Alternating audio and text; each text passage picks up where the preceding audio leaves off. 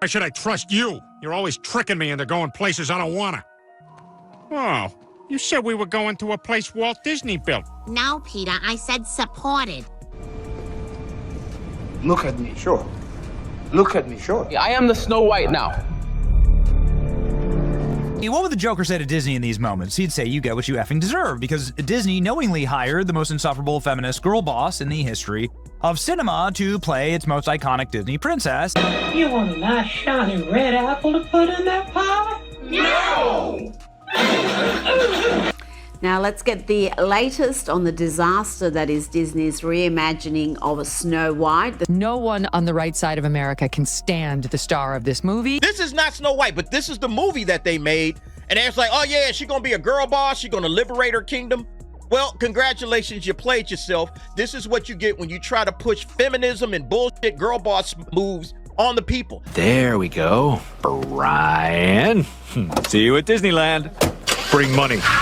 You know, I don't need your business. You know what? Maybe Disney does. Maybe you're a tool, you're a pawn in this film. You didn't write it. You didn't direct it. You have nothing to do with the creation of Snow White. Right. You should shut up and do the job. Bob Iger is extremely incompetent. He is very stubborn as a CEO. He lies to both the shareholders and the customers, hence why I like to call him Bob Liger. And the lies continue. We know that Bob Iger is continuing to go on the damage control train related to Snow White. Great. I mean, she honestly looks like a homeless person at a bus stop. This is and looking rough. I mean, clearly, if you pass by somebody looking like this, you're like, dude, can I part with the grubby dollar bill in my back pocket? Yeah, totally. So much fun, it should be illegal. Like copyright infringement. Ho ho! See you at the game, Joel! Ho ho! Well, they could just write a new story. I mean, that's you don't have to take a classic fairy tale that's been loved for generations and destroy it. You can just write a new story about an empowered girl who wants to be a great leader and not call it Snow White. This thing is an absolute disaster, all right? An absolute disaster. This is an absolute calamity. This is a catastrophe. This is a tragedy, an apocalypse, an accident, a fatality, a debacle. This is a casualty. This is a cataclysm, a crash, a collapse, an upheaval, a meltdown, a misfortune, Armageddon, doomsday. Although, you know what's interesting, Andrew? It got, I think, 2.1 rating on IMDb, which is less than what the Little Mermaid live action remake made.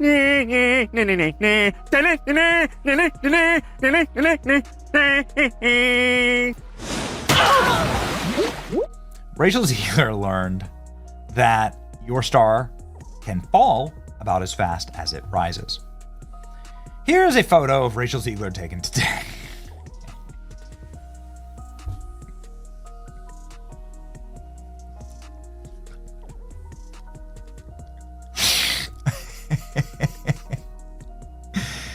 Okay. Looking like a complete slob. Hungover as hell, wobbling around. And so hopefully this flops so hard that they finally learn their lesson. Will they, James? Well, Andrew, woke is a poison apple and Disney have had a big bite of it. This movie should be called, they should call this movie Snow Woke and the Seven Pronouns. It's so bad, if you were to watch this movie on an aeroplane, Andrew, you'd walk out. I'll be right back. I'm gonna go put on my Donald Duck costume. Ready? Look at me, short. I am the Snow White now. Rachel Zegler's cringe-worthy attempt at self-promotion in a nearly empty movie theater has become a symbol of the Snow White remake's spectacular failure. This wasn't just a box office bomb. It was a PR nightmare fueled by Zegler's controversial comments, Disney's misguided woke agenda, and a whole lot of CGI that nobody asked for. And now Family Guy, the animated kings of satire, have thrown gasoline on the fire with a savage takedown that's both hilarious and painfully accurate. Oh, that girl's hot. That's a guy. That other guy's handsome. That's a girl. That cat is cute. That's a dog. What is everything? What did you think was going to happen when you chose specifically this actress for the job? And to everyone who hates when I win, the winged victory came to the Louvre in pieces, and people still line up to see her. And I can only hope that despite my flaws, and despite my cracks and my breaks, and there are many of them, that at every premiere and everything I do, people will wait in line to see. Well, I'm sorry they didn't line up to see your love quite clearly based on the box office numbers.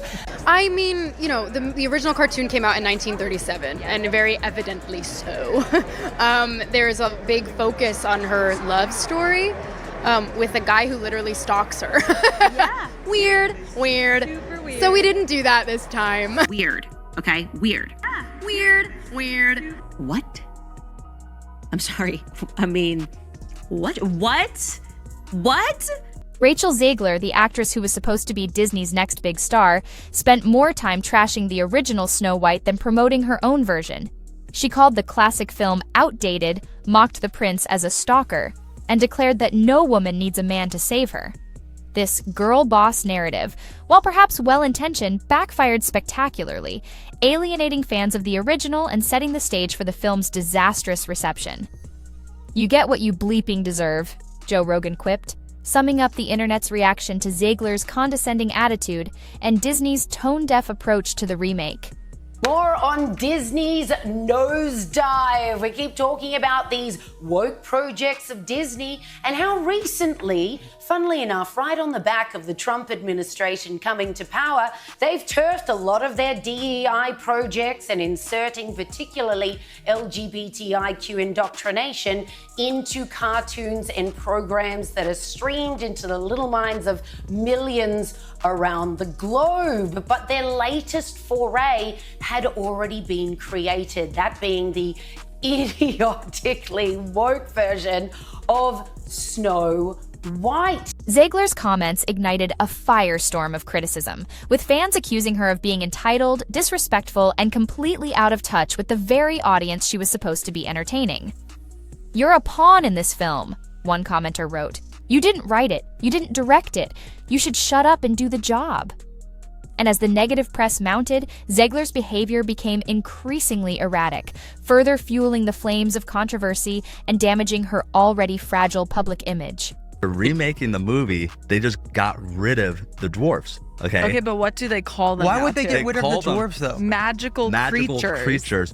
But they have one token dwarf amongst these magical creatures. You actually just went backwards. You actually just erased the dwarfism side of it. The disability, like we're a disability group. You just erased that whole image. The argument should have been from Peter Dinklage. There's power of being on TV. There's power of television. And to put 7 people with dwarfism on camera in a major Disney movie, there's still power there. If the story is offensive, change the story. Don't change the character. Disney, in their infinite wisdom, decided to modernize Snow White, a classic fairy tale that has captivated audiences for generations. They replaced the beloved 7 dwarfs with CGI magical creatures, a decision that sparked outrage and accusations of ableism. And they injected a heavy dose of girl boss feminism into the storyline, stripping the story of its charm and nuance in the process. Bob Iger, Disney's CEO, claims their mission is to entertain.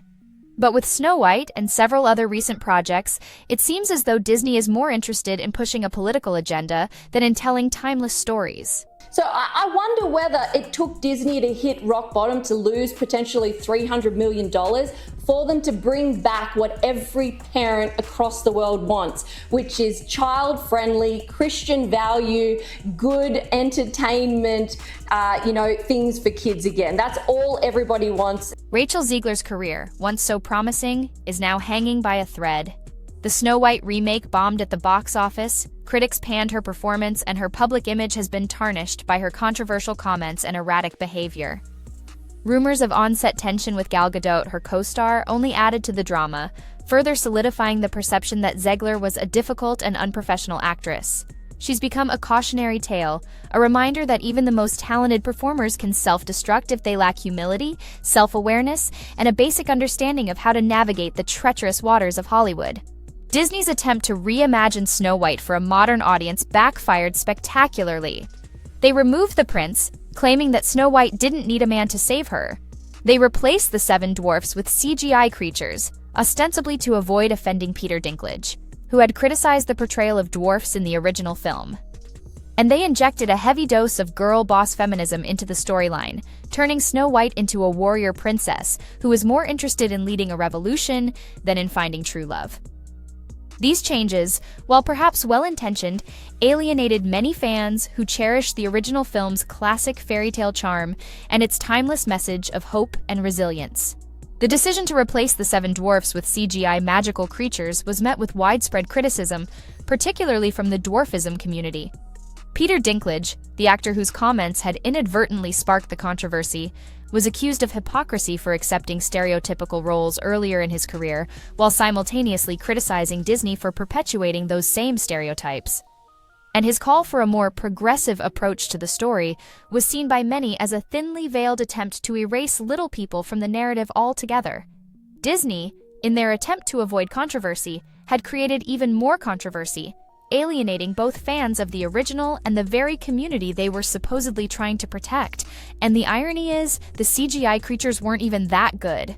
They looked creepy, unnatural, and utterly lacking in the charm and personality of the original dwarfs.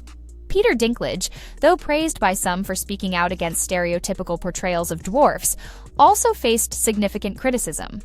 Many within the dwarfism community felt that his comments had inadvertently harmed their careers, as studios, fearing backlash, became hesitant to cast little people in any roles, even those that weren't inherently stereotypical. Dylan Postal, a wrestler and actor with dwarfism, argued that Dinklage's comments had erased opportunities for other performers, stating, "You're replacing jobs that people could have." This unintended consequence of Dinklage's critique highlights the complexity of representation and the challenges of speaking for an entire community without considering the diversity of opinions and experiences within that community. And then came Family Guy, the animated sitcom known for its irreverent humor and its willingness to skewer everything from pop culture to politics. In a recent episode, they took aim at Disney's Snow White remake, and their satirical takedown was both hilarious and brutally accurate. The episode featured a scene in a dystopian theme park called Wokeland, where Peter Griffin encounters a jaded, cynical Snow White who lectures him about the patriarchy and the evils of white privilege. The scene perfectly captured the tone deafness of the Snow White remake and its heavy-handed messaging, while also poking fun at Disney's broader woke agenda. The roller coaster labeled Disney stock, plummeting towards the ground, the broken animatronic princesses and the flickering neon signs. It was a perfect visual representation of Disney's current state of disarray.